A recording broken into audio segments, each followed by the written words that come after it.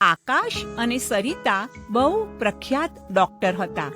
સાગર તેમનું એકમાત્ર સંતાન હતું, તેથી તેની તમામ જરૂરિયાતોને તેઓ તેના એક જ બોલમાં પૂરી કરી દેતા. તેઓ બંને સવારમાં વહેલા હોસ્પિટલ જતા રહેતા અને રાત્રે મોડા ઘરે આવતા. આમ તેઓ માતા પિતા તરીકે સાગરની તમામ જરૂરિયાતોને પૂરી કરતા હતા ખરા, પરંતુ તેના માટે તેઓ સમય આપતા નહોતા. હવે સાગર મોટો થતો ગયો અને એકલતા અનુભવવા લાગ્યો. તેથી હવે તે સોશિયલ નેટવર્ક દ્વારા અજાણી છોકરીઓ સાથે વાતો કરતો સમય વિતાવતો હતો.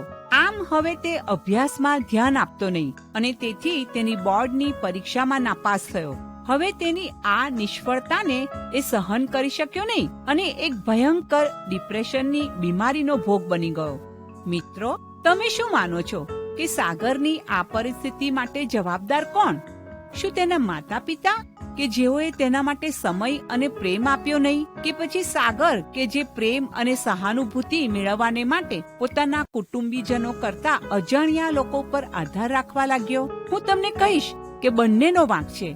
સાગરે પોતાની એકલતા માટે ખોટો માર્ગ અપનાવ્યો અને લપસી ગયો. હા, જગત આપણી જરૂરિયાતોને પૂરી કરી શકતું નથી. કેવળ ઈસુ ખ્રિસ્ત જ આપણા ખાલીપણાને ભરી શકે છે અને આપણા દુઃખ, એકલતાને ભરી દઈને પ્રેમ કરે છે અને આપણા માંગ્યા અને કલ્પ્યા કરતા વિશેષ પૂરું પાડે છે. બાઇબલમાં આશા અને ખાતરી આપતા આમોસ 5:4 લખવામાં આવ્યું છે કે કેમ કે યહોવા ઇસ્રાએલ લોકને કહે છે કે મને શોધો તો તમે જીવશો. તો આજે આપણે કયો નિર્ણય કરીશું?